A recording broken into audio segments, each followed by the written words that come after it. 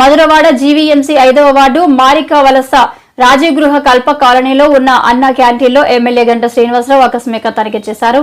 స్థానికులతో కలిసి ఎమ్మెల్యే గంట శ్రీనివాసరావు భోజనం చేశారు.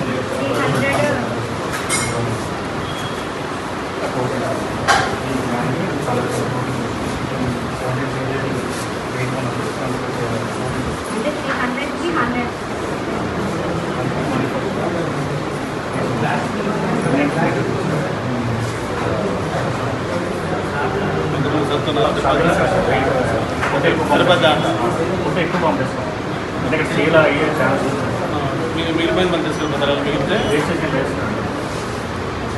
అందుకని మళ్ళీ వెనక్కి వెళ్ళేవారు ఎవరు నాకు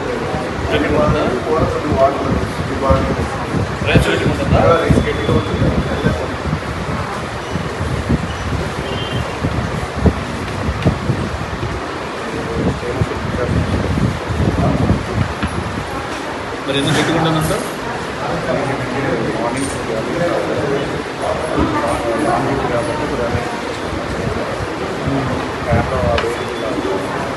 ఎన్ని గంటలకు స్టార్ట్ చేస్తారు?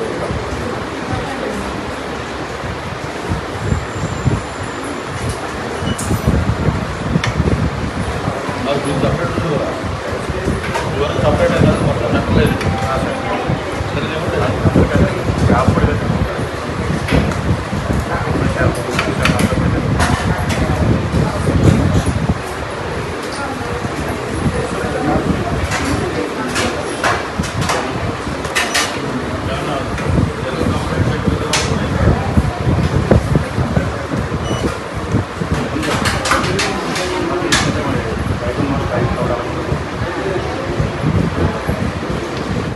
కూటమి ప్రభుత్వంలో మహిళలకు భద్రత లేకుండా పోయిందని ఎమ్మెల్సీ వరద కళ్యాణి ఆగ్రహం వ్యక్తం చేశారు. విశాఖపట్నంలోని వైఎస్ఆర్సీపీ కార్యాలయంలో మీడియాతో మాట్లాడిన ఆమె హోంమంత్రి సొంత జిల్లా భీమిలి నియోజకవర్గంలో 2 మైనర్ బాలికలపై జరిగిన అత్యాచార ఘటనలు ఆందోళన కలిగిస్తున్నాయని అన్నారు. హాస్పిటల్లో ఒక వ్యక్తి మద్యం తాగి హాస్పిటల్లో వీరాంగం సృష్టించి మహిళల మీద దాడి చేయడం జరిగింది. అలాగే కర్నూలు జిల్లాలో తీసుకుంటే కోడుమూరు మండలం ప్రాథమిక పాఠశాలలో గవర్నమెంట్ టీచరు అక్కడున్న పిల్లల మీద లైంగిక దాడికి ప్రయత్నించడం ఎంత దురదృష్టకరమైన సంఘటనలు ఈ రాష్ట్రంలో వినాల్సి వస్తుందో మనం చూస్తూ ఉన్నాము. తీసుకుంటే ఈ కూటమి ప్రభుత్వానికి ఇన్ని సంఘటనలు జరుగుతున్నా కనీసం చలనం లేదు. హోమ్ మినిస్టర్ గారు అయితే ఎప్పటిలాగే ఈ కొత్త సంఘటనలకు కూడా పిఆర్ఓతో ఒక ప్రెస్ స్టేట్మెంట్ మేము చర్యలు తీసుకుంటాము అని. ఏమి చర్యలు తీసుకున్నారు? 8 నెలలు అయింది. 8 నెలల్లో ఇన్ని క్యాబినెట్ మీటింగ్స్ జరిగాయి. దీనికోసం మహిళల రక్షణ కోసం ఎటువంటి చర్యలైనా మీరు తీసుకున్నారా? ఎటువంటి యాక్షన్ ప్లాన్ లేదా గతంలో జగన్మోహన్ రెడ్డి గారు తీసుకొచ్చిన దిశ వ్యవస్థని మీరు నిర్వీర్యం చేసేశారు. దానికి సమాంతర వ్యవస్థను దానికి సరిపోయిన వ్యవస్థను ఏమైనా తీసుకొచ్చారా? ఉన్న వ్యవస్థలు లేకుండా చేసేసి కొత్త వ్యవస్థల్ని మహిళల రక్షణ కోసం మీరు తీసుకురాకపోవడం వలన భద్రత ఎంత ఘోరంగా ఉందో మనందరము చూస్తూ ఉన్నాం. ఇన్ని వరుస సంఘటనలు రోజుకి 50-60 సంఘటనలు మహిళల మీద దాడులు కానీ, అత్యాచారాలు కానీ, హత్యలు కానీ జరుగుతున్నాయని ప్రభుత్వమే మొన్న అసెంబ్లీ సెషన్స్ లో చెప్పడం జరిగింది. అంటే గంటకు 2-3 సంఘటనలు మహిళల మీద ఇలాంటివి జరుగుతూ ఉన్నాయి. దీని అన్నిటికీ కారణం ఏంటి? మద్యం ఏరులై పారుతూ ఉంది. కూటమి ప్రభుత్వం అధికారంలోకి వచ్చాక బెల్ షాప్స్ అనేవి విచ్చలవిడిగా కనిపిస్తూ ఉన్నాయి. 50,000కు పైగా బెల్ షాప్స్ ఈ ప్రభుత్వం అధికారంలోకి వచ్చాక పెట్టడం జరిగింది. తక్షణమే బెల్ షాప్స్ తగ్గించాలి. అసలు మొన్న సంక్రాంతి జరిగింది, గతంలో ఎన్నడూ జరగనంత మద్యం అమ్మకాలు జరిగాయి. ఎందుకంటే బెల్ షాప్స్ విచ్చలవిడిగా ఉండడం వల్ల మద్యం అవైలబిలిటీ పెరిగిపోయింది. ఎనీ టైం మనీ లాగా ఎనీ టైం మద్యం అనేది ఈ ఆంధ్రప్రదేశ్ రాష్ట్రంలో ఈ కూటమి ప్రభుత్వం అధికారంలోకి వచ్చాక కనిపిస్తూ ఉంది. మద్యం వెచ్చలవిడిగా దొరకడం వలన వీళ్ళు మద్యానికి బానిసయి ఇలాంటి దుర్మార్గులు మహిళల్నే టార్గెట్ చేసి దాడులు చేయడం కానీ, లైంగిక దాడులు చేయడం కానీ, అత్యాచారాలు చేయడం కానీ, హత్యలు చేయడం కానీ మనం చూస్తూ ఉన్నాము. తీసుకుంటే ఈ రాష్ట్రంలో 80% ఇలాంటి సంఘటనలు మద్యం మత్తులో చేసినవే. అలాగే తీసుకుంటే గంజాయిని హోమ్ మినిస్టర్ గారు చెప్పారు, గంజాయిని 100 రోజుల్లో అరికడతామని. చూసుకుంటే ఆవిడ నివాసం ఉంటున్న విశాఖపట్నంలో జైలు ఉంది, జైల్లో గంజాయి పండిస్తున్నారు. అలాగే ఆవిడ నివాసం ఉంటున్న విశాఖపట్నంలో KGH బ్యాక్ సైడ్ గంజాయి పండిస్తూ ఉన్నారు. అసలు ఆవిడ నివాసం ఉంటున్న విశాఖపట్నంలో ఈ భీమిలి నియోజకవర్గం ఉంది. ఇలాంటి సంఘటనలు మనం చూస్తూ ఉన్నాము. మరి గంజాయిని ఎక్కడ నిర్మూలించారు? సాక్షాత్తు ముఖ్యమంత్రి గారి సొంత నియోజకవర్గం కుప్పంలో కూడా గంజాయిని పండిస్తూ ఉన్న పరిస్థితి. అసలు హోమ్ మినిస్టర్ గారి సొంత నియోజకవర్గం మీద కూటమి ప్రభుత్వం అభివృద్ధికే ప్రాధాన్యత. టీడీపీ రాష్ట్ర అధ్యక్షుడు పల్లా శ్రీనివాసరావు 2 కోట్ల రూపాయలు అభివృద్ధి పనులకి శంకుస్థాపన. 2 నెలల్లో 10 కోట్ల రూపాయలతో అభివృద్ధి. బొండా జగన్నాథ్.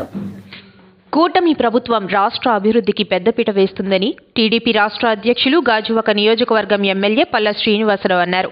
బుధవారం జీవీఎంసీ 87వ వార్డులో 2 కోట్ల అభివృద్ధి పనులకు శంకుస్థాపన చేశారు. ఈ సందర్భంగా ఆయన మాట్లాడుతూ పెండింగ్ పనులన్నీ పూర్తి చేస్తామని, ఇండోర్ స్టేడియం మరియు మరిన్ని అభివృద్ధి పనులు చేయటం లక్ష్యంగా పెట్టుకున్నామని అన్నారు. అనంతరం టీడీపీ రాష్ట్ర కార్యదర్శి స్థానిక కార్పొరేటర్ బొండా జగన్నాథం మాట్లాడుతూ 2 నెలల్లో సుమారు 10 కోట్ల రూపాయలతో అభివృద్ధి పనులకి శంకుస్థాపన చేయనున్నామని అన్నారు. స్మార్ట్ వార్డుగా అభివృద్ధి చేస్తానని, గ్రేటర్లో అభివృద్ధిలో ప్రథమ స్థానం మన వార్డు ఉండేటట్లు చూస్తానని హామీ ఇచ్చారు.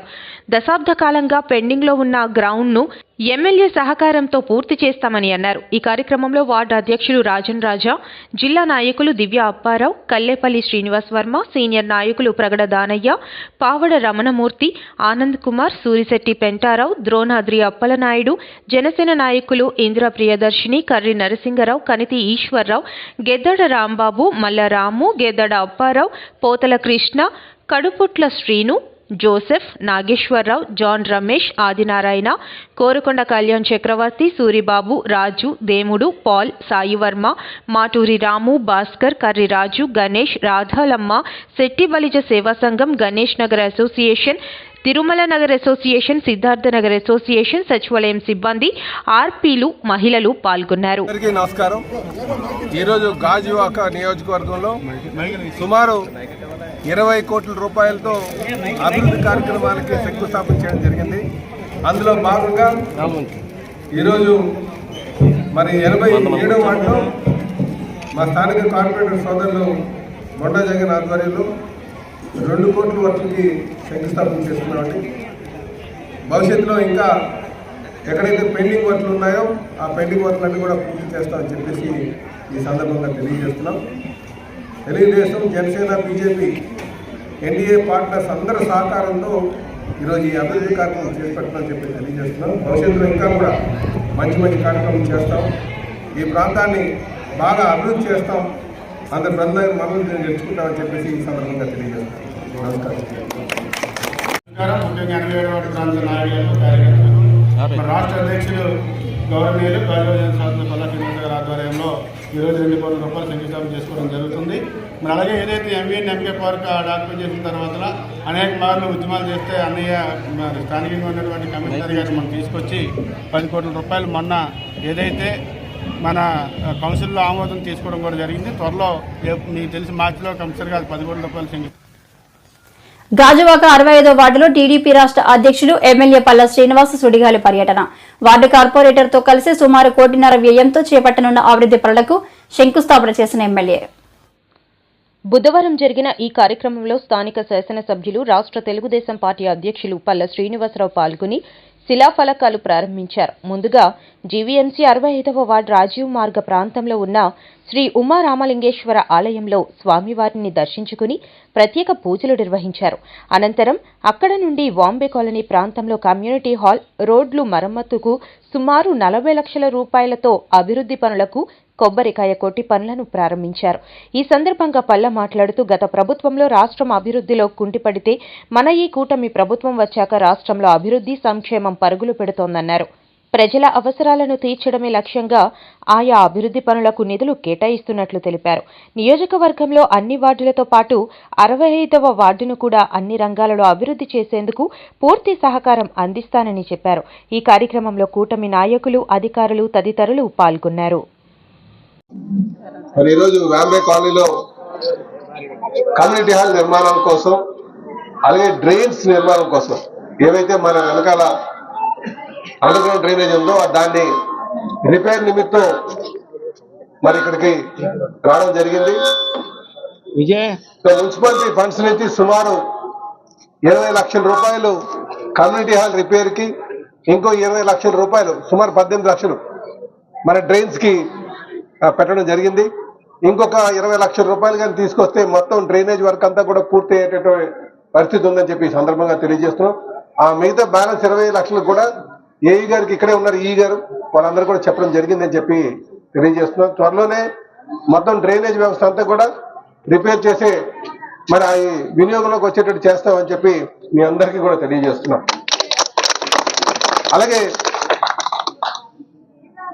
ఇప్పుడు ఈ కమ్యూనిటీ హాల్ ఉందంటే, ఈ కమ్యూనిటీ హాల్ కట్టిన తర్వాత ఎవరు కూడా వినియోగించకంటేనే ఈ స్థితికి వచ్చింది.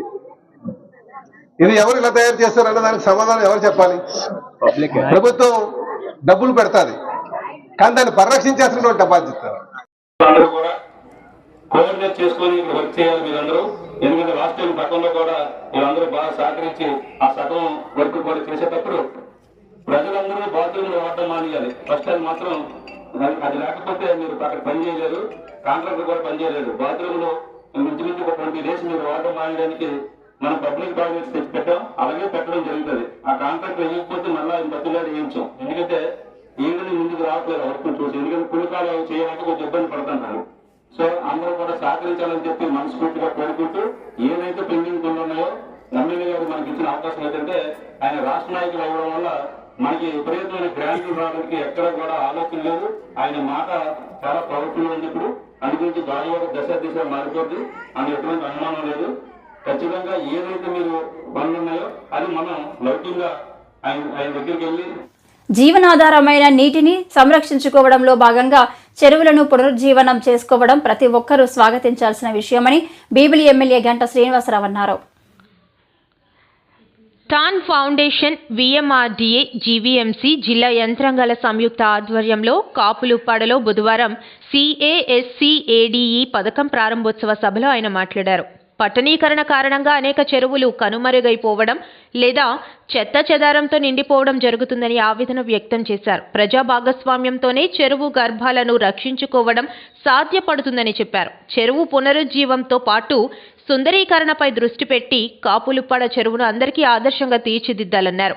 తాను అనకాపల్లి ఎంపీగా ఉన్నప్పుడు పూడిక తీత కోసం ఫ్లోక్లైన్ టిప్పర్లను ఉచితంగా ఇచ్చేవాడినని, ప్రజల నుంచి వచ్చిన అనూహ్య స్పందన చూసి నీరు చెట్టు అనే ప్రభుత్వ కార్యక్రమంగా రాష్ట్రమంతా దాన్ని అమలు చేశారని వివరించారు.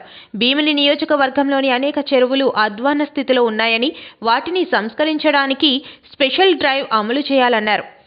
98 లక్షల రూపాయలతో 16 చెరువులకు పునరుజ్జీవనం తీసుకురావడం అభినందనీయమని పేర్కొన్నారు. అనంతరం అధికారులతో కలిసి కాపులుప్పాడ చెరువును పరిశీలించారు.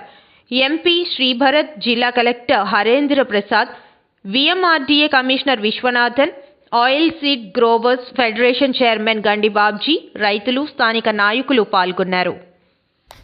ఇప్పుడే సోదరులు భరత్ గారు, అలాగే కలెక్టర్ గారు, కమిషనర్ గారు, ప్రత్యేకించి ఎవరైతే ఈ వర్క్ చేపట్టారో డాన్ ఫౌండేషన్ వాళ్ళు కూడా ఈ పర్పస్ ఏంటి, ఏం చేయబోతున్నాం ఇవన్నీ కూడా వివరంగా చెప్పడం జరిగింది.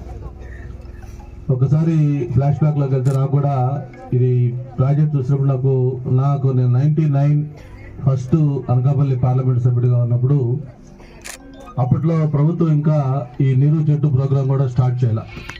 సరే, నేను కూడా బేసికల్గా ఒక రైతు కుటుంబం నుంచి వచ్చిన వ్యక్తిని కాబట్టి ఒక విలేజ్ బ్యాక్గ్రౌండ్లో ఏదైనా అనకాపల్లి పార్లమెంట్ అంటే బేసికల్గా రూరల్ బ్యాక్గ్రౌండ్, ఎక్కువ రైతాంగం ఉన్న కాన్స్టిట్యున్సీ కాబట్టి రైతులకు ఏం చేస్తే బాగుంటుందని ఆలోచించి ఆ రోజు ఓన్ ఫండ్స్ తోటి ఈ చెరువుల్లో బుడిగలు తీయించడం, అలాగే కాలువలు బాగు చేయించడం, ఇవన్నీ కూడా చేస్తే బాగుంటుందని చెప్పని నాకు ఆ ఫీడ్బ్యాక్ వచ్చిన తర్వాత నేను ఓన్ మిషనరీ ఒక 2 ప్రక్లైన్లు ఒక 10 టిప్పర్లు పెట్టి 7 అసెంబ్లీ కాన్స్టిట్యూన్సీలో ఎక్కడన్నా రైతులకు కానీ మీరు మీ ఊళ్ళో చెరువులు కానీ లేకపోతే కాలువలు కానీ లేకపోతే ఏదైనా చేసుకుంటారంటే మిషనరీ ఇస్తాను ఫ్రీగా, ఆయిల్ మీరు వేసుకోండి అని చెప్తే దానికి ట్రెమెండస్ రెస్పాన్స్ వచ్చింది.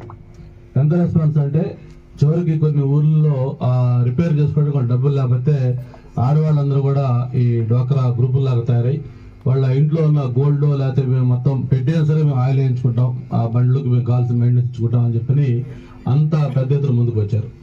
అది అప్పుడు మనకి ఇన్ఛార్జ్ మినిస్టర్గా దేవేంద్ర గౌడ్ గారు ఉన్నారు, విశాఖపట్నం జిల్లా, అప్పుడు కంబైన్ స్టేట్లో ఉన్నాం.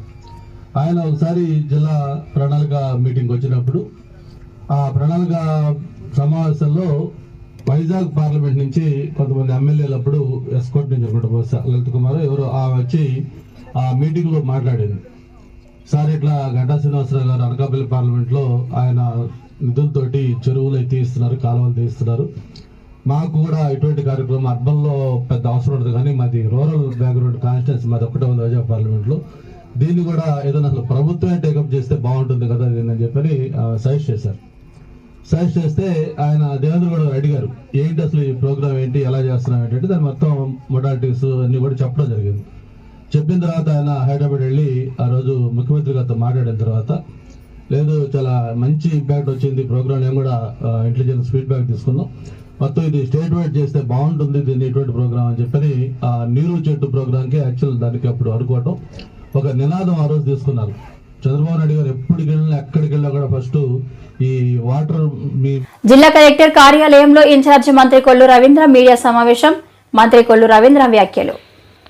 జిల్లా కలెక్టర్ కార్యాలయంలో ఇన్ఛార్జ్ మంత్రి కొల్లు రవీంద్ర మీడియా సమావేశం.